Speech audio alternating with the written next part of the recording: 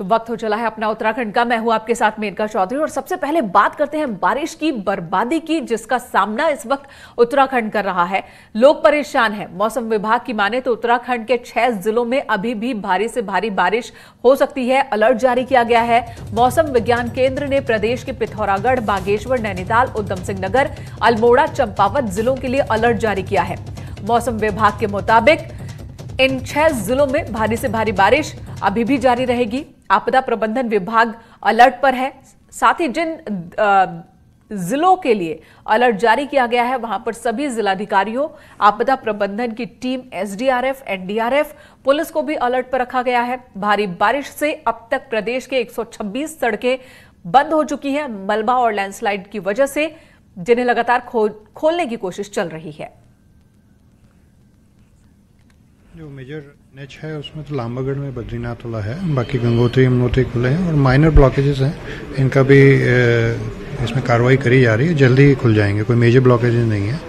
बाकी जो अलर्ट है मौसम विभाग के द्वारा वो उसके तहत डिस्ट्रिक्ट से पहले ही जानकारी शेयर कर ली गई है। डिस्ट्रिक्ट एडमिनिस्ट्रेशन अलर्ट है। जितने प्री डिप्लॉयड इक्विपमेंट्स हैं वो अपनी जगह पे हैं ही।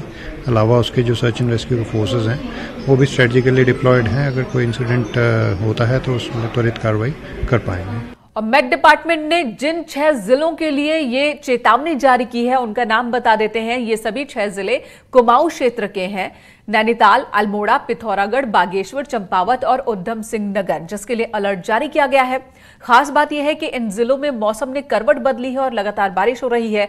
मौसम का किस तरह का हाल है इस वक्त, हमारे सहयोगी शैलेंद्र नेगी की ये रिपोर्ट देखिए। उत्तराखंड में मौसम विभाग ने जिस तरीके का पूर्वानुमान लगाया था वो भविष्यवाणी सच साबित हो रही है। विशेषकर कुमाऊं के 6 जिलों की बात करें तो यहाँ पर उधम सिंह नगर से लेकर के पिथौरागढ़ तक जबरदस्त बारिश हो रही है और जिसका असर ये है कि मैदान की नदियां हो या पहाड़ की नदियां हो, पूरी तरीके से बारिश के पानी से लबालब हैं। और इस बारिश का असर ये हो रहा है कि जो हाईवेज हैं हमारे, चाहे वो नेशनल हाईवे हों, स्टेट हाईवे हों या फिर जो ग्रामीण सड़कें हैं, उसमें 1200 से ज्यादा सड़कें इस समय प्रभावित हैं। यानी भूस्खलन के कारण वो सड़कें बंद हैं। और दूसरी तरफ आपदा भी हमें देखने को मिल रही है। पिथौरागढ़ जैसे जिलों में लगातार आपदा की खबरें हमारे सामने आ रही हैं। लेकिन इस सब के बीच ये कहा जा सकता है कि एक तरफ बारिश की मार भूस्खलन के रूप में हमारे सामने आ रही है, तो दूसरी तरफ लोगों की जिंदगी पर भी भारी पड़ रही है। शैलेंद्र नेगी, न्यूज़ 18, हल्द्वानी।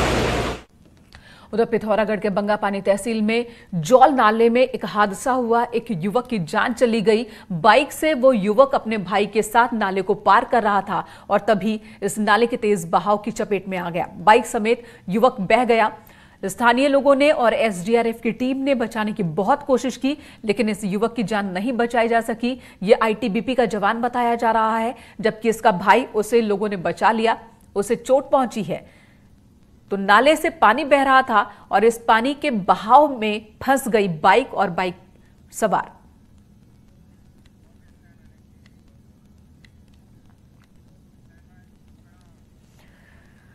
पिथौरागढ़ से एक और तस्वीर ऐसी खतरनाक आपको दिखा रहे हैं जो कि रोंगटे खड़े कर देगी। यहां पर समकोट गिनी बैंड रोड पर कुछ ऐसे पहाड़ दरक रहे हैं। ये तस्वीरों को देखिए जरा। लगातार पहाड़, बड़ा हिस्सा पहाड़ का टूटकर सड़कों पर इसी तरह से गिर रहा है। बड़े बड़े बोल्डर गिर रहे हैं। लैंडस्लाइड की ये तस्वीरें आप देख रहे हैं इस वक्त। लगातार ये पत्थर यूं ही गिरते जा रहे हैं सड़कों पर। भयानक नजारा। जो भी यहां से गुजर रहा है वो अपनी जान हथेली पर लेकर गुजर रहा है। पिथौरागढ़ का ये वीडियो बेहद खतरनाक है। तस्वीरें आप एक्सक्लूसिव इस वक्त न्यूज़ 18 पर देख रहे हैं और कुछ ऐसे ही हालात का सामना उत्तराखंड के लोग कर रहे हैं। खासकर पिथौरागढ़ में नुकसान बहुत ज्यादा हुआ है। लगातार बारिश की वजह से यहां पर हालात ज्यादा खतरनाक बन गए हैं। विजयवर्धन उप्रेती हमारे सहयोगी पिथौरागढ़ से इस वक्त हमारे साथ मौजूद है। विजय, इस मॉनसून तो बहुत कहर बरपा है, खासकर पिथौरागढ़ पर।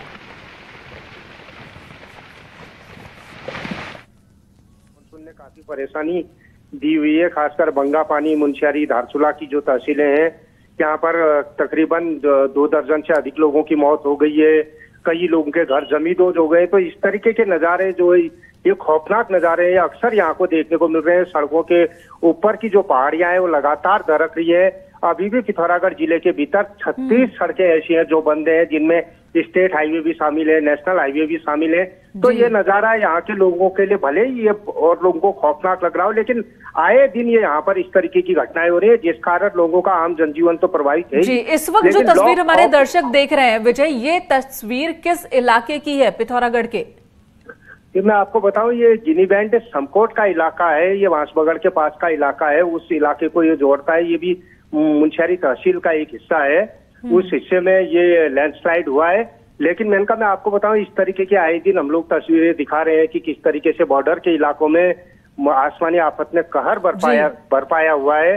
तो निश्चित तौर पे लोग दहशत के साए में, लोग डरे हुए हैं, जो आवाजाही कर रहे हैं उनके तो एकदम पांव ठहर से गए। बिल्कुल विजय, और लाजमी भी है। भयानक तस्वीरें हम देख पा रहे हैं। कई लोग अब तक इसकी चपेट में आ चुके हैं। इस तरह के लैंडस्लाइड जगह जगह हो रहे हैं, कई लोगों की जान जा चुकी है और ऐसे में लोग दहशत में हैं, परेशान हैं कि इस मानसून न जाने और क्या क्या देखने को मिलेगा। टिहरी से खबर, जहां NH 94 एक बार फिर से बंद हो गया है। आमसेरा के पास भारी मलबा आने की वजह से NH बंद हुआ। दोनों तरफ वाहनों की कतार लग गई है। बारिश की वजह से आए दिन बंद हो रहा है NH 94, जिसकी वजह से NH के किनारे जो गांव बसे हैं वहां के लोगों को बहुत परेशानी हो रही है। स्थानीय लोगों को आने जाने में भी दिक्कत हो रही है। जो यात्री हैं, जो दूसरे जगहों से आए हैं, उन्हें तो परेशानी हो ही रही है। स्थानीय लोगों को भी दिक्कतों का सामना करना पड़ रहा है। तो टिहरी NH 94 एक बार फिर से बंद।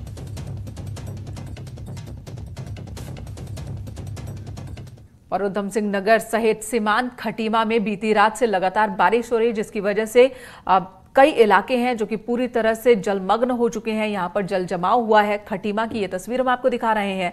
नेशनल हाईवे और दर्जनों गांव को जोड़ने वाले कंजाबाग रोड, सभी तरफ एक ही तस्वीर। सड़कें जो हैं वो पानी में डूबी हुई हैं। कहां सड़क है, कहां गड्ढा है और कहां नाला, ये अंदाजा लगाना मुश्किल हो गया है। लोग काफी परेशानियों का सामना कर रहे हैं। सब जगह पूरा टोटली, कहीं पर भी जाओ सब जगह पानी भरा हुआ है। कहीं पर भी ऐसा नहीं है कि पानी नहीं है। और पूरा कूड़ा और पानी, दो चीज़ तो पूरी खटीमा में फेमस हो गया आज की डेट में। ये है कि नगर पालिका की सीधा लापरवाही है और जनता का ध्यान नहीं दिया जा रहा। हम लोगों ने कितनी बार इसमें धरना प्रदर्शन कर दिया कि रोड बनाओ, नाली साफ करो, निरीक्षण भी कर दिया है, फिर भी जो नगर पालिका है क्या कहते हैं नालियों की तरफ ध्यान नहीं दे रही है, सफाई नहीं कर रही है, आम जनता को परेशानी हो रही है। बीती रात से लगातार हो रही बारिश का असर अब सड़कों में दिखने लगा है। इस वक्त मैं खटीमा के उस कंजाबाग के चौराहे पर खड़ा हूँ, जहाँ से साफ दिखाई दे रहा है कि जो ये कंजाबाग को, जो ये गांव, दर्जनों गांव को जो सड़क जोड़ती है, उसकी स्थिति क्या है, लोग किस तरीके से यहाँ पर आ रहे हैं। हालांकि सड़क की स्थिति भी बेहद खतरनाक है, उसके बावजूद लोग जान जोखिम में डालकर इन सड़कों से गुजर रहे हैं। घुटनों से ज़्यादा यहाँ पर पानी है। इससे अंदाज़ा लगाया जा सकता है कि शहर के दूसरे वार्डों की क्या स्थिति होगी। कमलेश भट्ट, न्यूज़ 18, खटीमा। तस्वीर दिखाते हैं। यहाँ पर गंगा के तट पर और साथ ही सौंग और सुसवा नदी का पानी लगातार जो बढ़ रहा है जलस्तर, उसकी वजह से कई गांव प्रभावित हुए हैं, कई इलाके प्रभावित हुए हैं। गोहरी माफी श्यामपुर खादरी क्षेत्र की ये तस्वीर आप देख रहे हैं, जहां पर पानी से लगातार भूमि कटाव हो रहा है। नदियों का पानी सुरक्षा तटबंध को तोड़कर गांव में घुसने लगा है। ग्रामीणों में अब दहशत की स्थिति है। ये जो वन विभाग का पूरा भू क्षेत्र है, कटाव के कारण खंबे, सुरक्षा के खंबे नदी में समा गए हैं। ऐसा ही यहाँ जो लगाए गए हैं तटबंध और सुरक्षा तार जाल जो वन विभाग की ओर से लगाए गए थे, सब जलमग्न हो गए हैं। और टिहरी जिले में लगातार हो रही बारिश के चलते प्रशासन भी अलर्ट मोड पर है और डीएम की ओर से जिला आपदा प्रबंधन कंट्रोल रूम से पूरे जिले की मॉनिटरिंग की जा रही है। टिहरी डैम का जलस्तर 801.35 मीटर पहुंच चुका है, जिसके बाद झील से अब पानी छोड़ा जा रहा है। साथ ही जिले में बारिश की वजह से NH 58 भी तोता घाटी के पास बंद है। वहीं NH 94 पर फकोट, नागड़ी और ताछिला में मलबा लगातार गिर रहा है, बोल्डर लगातार गिर रहा है NH पर, जिसकी वजह से NH 94 कई जगहों पर बंद।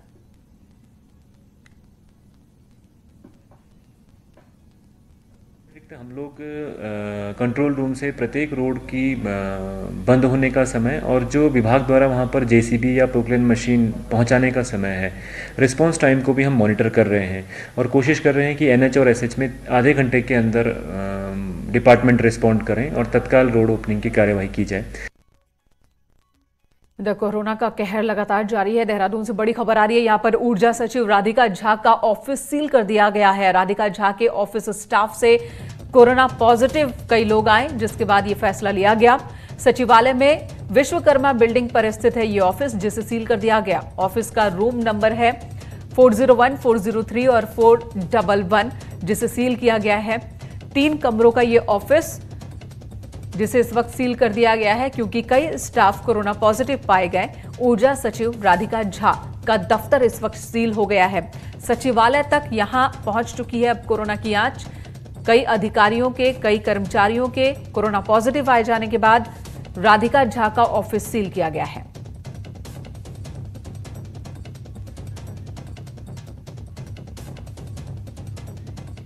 और अगली खबर भी देहरादून से ही है। यहां मंत्री हरक सिंह रावत के ओएसडी भी कोरोना पॉजिटिव पाए गए। ओएसडी नरेंद्र सेमवाल की कोरोना रिपोर्ट पॉजिटिव आई। दून हॉस्पिटल में इस वक्त नरेंद्र सेमवाल भर्ती हैं। कोरोना पॉजिटिव नरेंद्र सेमवाल को दून अस्पताल में भर्ती कराया गया है। ओएसडी हैं वो हरक सिंह रावत के।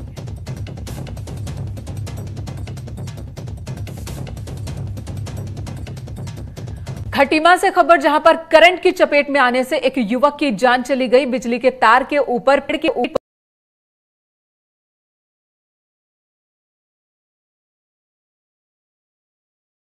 जांच चल रही है। बताया यह जा रहा है कि बिजली के तार पर एक पेड़ टूटकर गिरा और उसी तार की चपेट में यह युवक आया, जिससे इसकी मौत हो गई। वन विभाग की टीम इस वक्त मौके पर मौजूद है। पूरे मामले की जांच चल रही है। दावा यही है कि करंट लगने की वजह से ही खटीमा में इस युवक की जान गई है।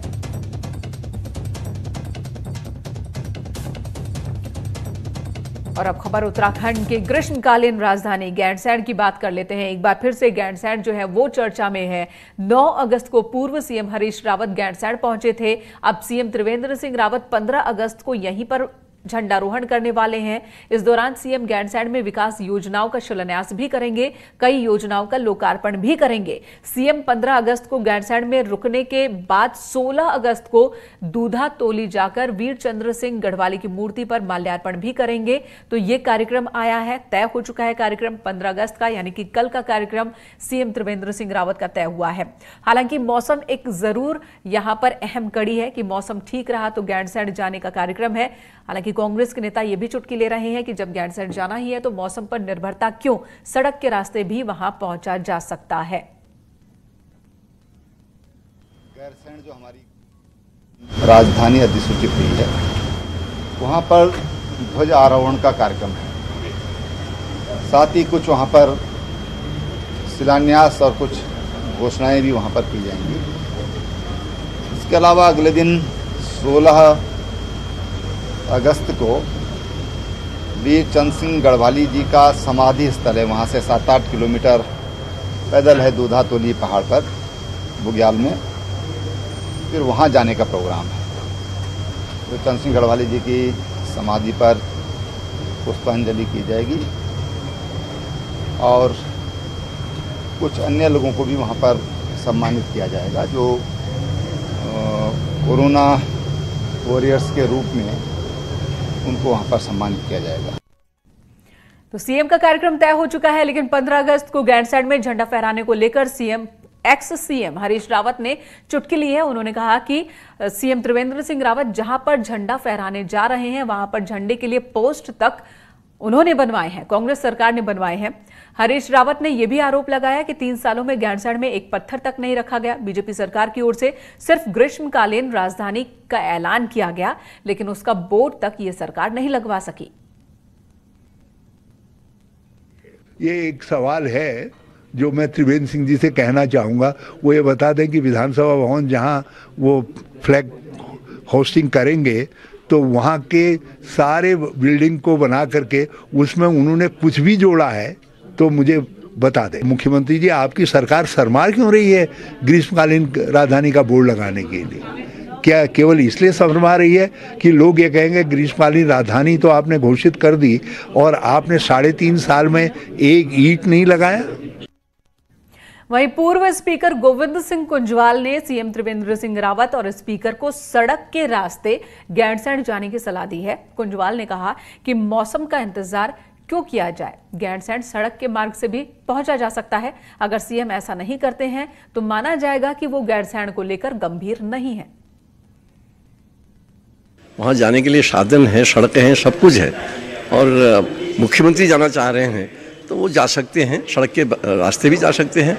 अब हम केवल मौसम का बहाना करके वहाँ न जाएं तो मैं समझता हूँ ये साफ होता है कि गैरसैंण के प्रति उनकी कोई रुचि है ही नहीं। इधर सीएम त्रिवेंद्र सिंह रावत ने विकास भवन और तहसील देहरादून की ई ऑफिस प्रणाली का लोकार्पण किया। अब जनता को छोटे छोटे कामों के लिए तहसील और विकास भवन के चक्कर नहीं लगाने होंगे। ऑनलाइन ही ये काम घर बैठे भी लोग करवा सकेंगे।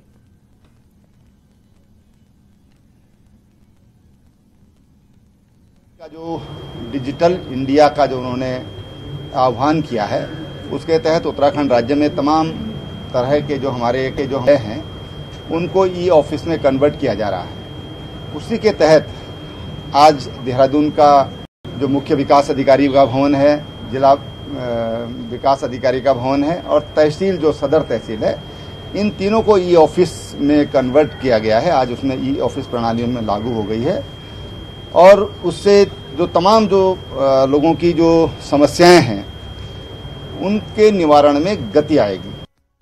और इस वक्त बड़ी खबर आ रही है देहरादून से, जहां पर बीजेपी विधायक की पत्नी ने ब्लैकमेलिंग का केस दर्ज कराया है। विधायक महेश नेगी, जिनकी पत्नी ने एक महिला और रिश्तेदारों के खिलाफ ब्लैकमेलिंग का केस दर्ज कराया, मामला दर्ज कराया। महिला पर विधायक महेश नेगी से 5 करोड़ रुपए मांगने का आरोप लगाया गया है और महेश नेगी के बेटे को इसके लिए ब्लैकमेलिंग का कॉल आया था। द्वाराहाट से बीजेपी के विधायक हैं महेश नेगी। उनकी पत्नी रीता नेगी ने यह मामला दर्ज कराया है। नेहरू कॉलोनी थाने में मुकदमा दर्ज हुआ है। सतेंद्र बर्तवाल हमारे सहयोगी इस वक्त हमारे साथ मौजूद है। सतेंद्र, क्या है मामला? मेरे का ये विधायक की जो पत्नी है उन्होंने ये मामला दर्ज कराया है। ब्लैकमेलिंग को लेकर ये पूरा मामला दर्ज हुआ है नेहरू कॉलोनी थाने में। लेकिन इसमें जो अभी बताया जा रहा है, क्योंकि पुलिस ने अभी वो महिला को अपनी हिरासत में लिया, उसे पूछताछ अभी भी लगातार चल रही है थाने के अंदर। और अभी तक जो छन के जो सूत्रों से छन के जो खबर आई है उसमें ये बताया जा रहा है कि जो महिला है, जो आरोपी महिला है, उसके साथ जो विधायक है उनके साथ कोई संबंध थे, जिसके कारण महिला ने के पास कुछ और भी सबूत हैं, जिसके कारण ये पूरा महिला उसके घर में बात कर रही थी कि ये जो बच्चा है वो जो विधायक का है, इसका जो लालन पोषण की बात जो इसमें भी उभर के आ रही है। लेकिन अभी पूरी डिटेल जो अब पता चलेगी कि आखिर क्या है मामला, ये अभी तक सब सूत्रों से ही बात चल रही है। जी सतेंद्र, क्या पहचान उस महिला की सामने आ पाई है जिनके खिलाफ मामला दर्ज हुआ है? ये बताया जा रहा है कि ये महिला जो द्वाराहाट की ही रहने वाली है, वहाँ विधायक के बगल में ही इनका घर था, तो अभी तक यही जानकारी मिल पाई है। और ये महिला देहरादून रहती थी। देहरादून में इसने विधायक के जो बेटे हैं उनसे भी बातचीत की कि कुछ बिल्कुल सतेंद्र, लेकिन हाई प्रोफाइल ये मसला, जाहिर सी बात है पुलिस के सामने भी अब चुनौती होगी कि इस मसले को किस तरह से आगे जांच में बढ़ाया जाए। विधायक को ब्लैकमेल करने का आरोप विधायक की पत्नी ने एक महिला और उसके रिश्तेदारों पर दर्ज कराया है, मामला दर्ज कराया है। इधर एक बार फिर कांग्रेस से बीजेपी में गए नेताओं की घर वापसी की चर्चा जोरों पर है। उत्तराखंड में कांग्रेस के कई नेता हैं जो ये कह रहे हैं कि कांग्रेस से बीजेपी में गए कई सीनियर लीडर्स इस वक्त आला कमान के संपर्क में हैं और बहुत जल्द उनकी वापसी हो सकती है।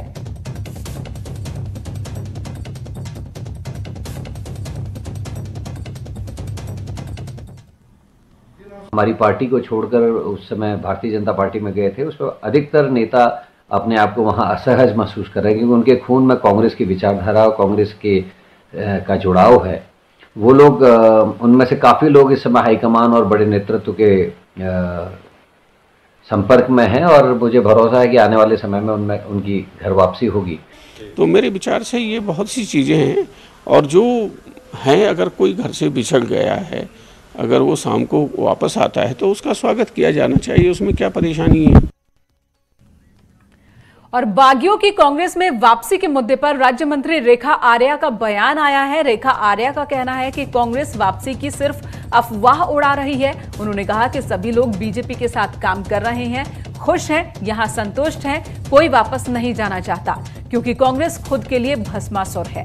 तो रेखा आर्या जिन्होंने जवाब दिया है उन तमाम बातों को विराम लगाने की कोशिश इनकी ओर से हो रही है, जिसमें कहा जा रहा है कि कांग्रेस के कई पुराने नेता जो कि अब बीजेपी का हिस्सा हैं, वो कांग्रेस में लौटना चाहते हैं, पार्टी आलाकमान से संपर्क में हैं।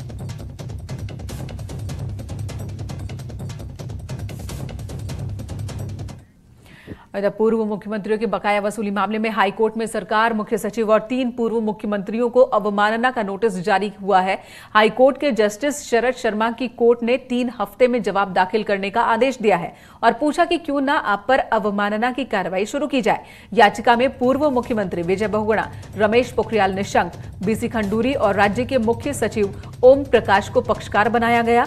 आपको बता दें कि रोलेक्स संस्था की जनहित याचिका पर हाईकोर्ट ने 3 मई 2019 को आदेश दिया था कि 6 महीने के भीतर ही बाजार के भाव से बंगलों का किराया और दूसरे भत्तों को वसूला जाए, लेकिन उन्हें वसूला नहीं गया। मौजूदा राज्य सरकार ने एक एक्ट तैयार किया ताकि इस नियम से, इस आदेश से पूर्व मुख्यमंत्रियों को बचाया जा सके, लेकिन उस एक्ट को हाईकोर्ट ने असंवैधानिक करार दे दिया और अब एक बार फिर से ये नोटिस जारी हुआ है।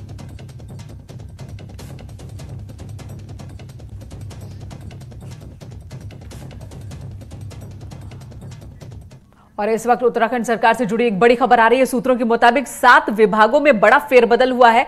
पीडब्ल्यूडी, ऊर्जा, सिंचाई, लघु सिंचाई, आवास, खनन और आबकारी विभागों में पूरी तरह से रीशफलिंग हो रही है। विभागों में सेक्शन ऑफिसर से लेकर चपरासी तक बदले जा रहे हैं। सीएम त्रिवेंद्र सिंह रावत ने पहले ही यह सख्त तेवर दिखाया था अलग अलग विभागों में, और सभी विभागों के लिए उन्होंने कहा था कि जो अधिकारी काम नहीं करेगा और जो लंबे वक्त से एक ही जगह पर टिका हुआ है, उन्हें ट्रांसफर के लिए अब तैयार रहना चाहिए। बड़े फेरबदल की खबर इस वक्त आ रही है। चलिए फटाफट अंदाज में पहाड़ की बाकी सभी खबरों पर नजर डालते हैं। पहाड़ एक्सप्रेस में जागेश्वर से कांग्रेस विधायक ने कहा कि मानसून के वक्त में राज्य सरकार की व्यवस्था पूरी तरह से फेल हो चुकी है। कुंजवाल का आरोप, सड़क बंद होने से के बाद भी कई दिन तक सड़कें खुल ही नहीं पाती। पौड़ी में मौजूद सभी कोर्टों में 12 सितंबर को विभिन्न लंबित मामलों को सुलझाने के लिए ई लोक अदालत का आयोजन किया जाएगा। गुरुवार को यूपीसीएल के एमडी नीरज खैरवाल ने हरिद्वार में कुंभ मेला क्षेत्र में चल रहे कार्यों की समीक्षा की। उत्तरकाशी के खरसाली में पहुंचे देवस्थानम बोर्ड के उपाध्यक्ष को पंडा समाज ने दर्शन से रोक दिया। पंडा समाज देवस्थानम बोर्ड का विरोध कर रहा है। अपना उत्तराखंड में मेरे साथ इतना ही। ब्रेक के बाद भी खबरों का सिलसिला जारी है।